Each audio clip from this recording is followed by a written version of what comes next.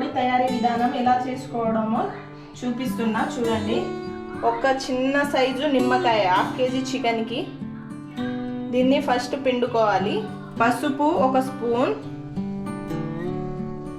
1/2 kg చికెన్కి అయితే 1 spoon తీసుకోవాలి. 1 kgకి అయితే 2 స్పూన్. తర్వాత గరం మసాలా 1 స్పూన్. తర్వాత ఉప్పు సరిపడా, అంటే మేము ఉప్పు తక్కువ తింటామని 1 స్పూన్ తీసుకుంటున్నా. టేస్ట్కు సరిపడా ఉప్పు వేసుకోవాలి. దాని తర్వాత ధనియాల పౌడర్ వేసుకోవాలి 1 స్పూన్. జీలకర్ర పౌడర్ 1 స్పూన్.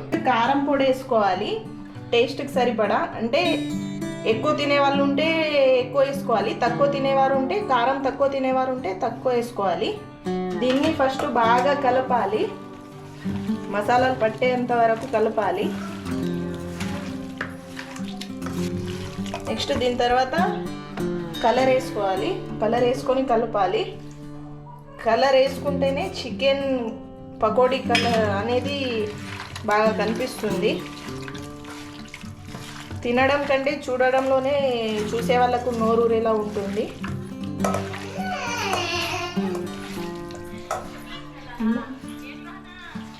చూడండి ఫ్రెండ్స్, నేను చికెన్ పకోడీ చేస్తుంటే నా పిల్లలు వచ్చి ఎలా మమ్మీ మమ్మీ అని సతాయిస్తూ చికెన్ పకోడీ కావాలంటారు, చేసేటప్పుడు సతాయిస్తూ ఉంటారు.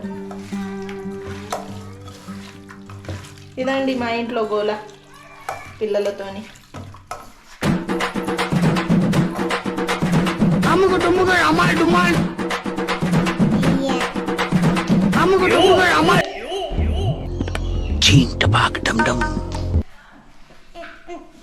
దీంట్లో 2 eggs పగలగొట్టేయాలి. 1/2 kg చికెన్కి 2 eggs వేయాలి. ఎగ్స్ వేస్తేనే టేస్ట్ బాగుంటుంది. దీన్ని కలుపుకోవాలి. కలిపిన తర్వాత 1 గంట, గంటన్నరనో 2 గంటలు మనకు టైంని బట్టి దీనిపైన క్యాప్ పెట్టేసి 1 గంట 2 గంటలు నానబెట్టాలి.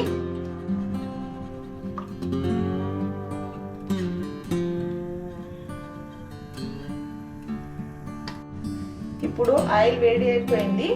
వేడి అయిపోయిన తర్వాత మనం లో ఫ్లేమ్లో పెట్టుకోవాలి గ్యాస్ని.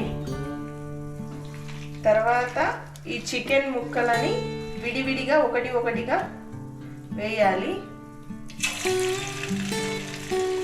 ఆయిల్ వేడయ్యాకే వేయాలి.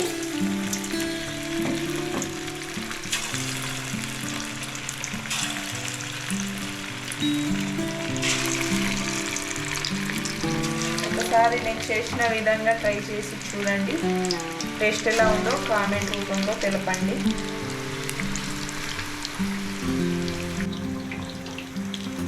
లో ఫ్లేమ్లో ఉన్న స్టవ్ని ఇప్పుడు మనం హై ఫ్లేమ్లో చేసుకోవాలి.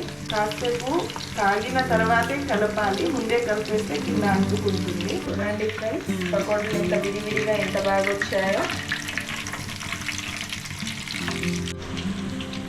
దీంట్లో ఇప్పుడు కట్ చేసి పచ్చిమిర్చి ఇంకా కరివేపాకు ముక్కలుగా కట్ చేసి వేసుకోవాలి. దీన్ని ఒక 2 minutes కాగనివ్వాలి. కరకరలాడే చికెన్ పకోడీ రెడీ. ఇప్పుడు దీన్ని ఒక పక్కన బౌల్లో తీసుకోవాలి ఫ్రెండ్స్. కరకరలాడే చికెన్ పకోడీ రెడీ.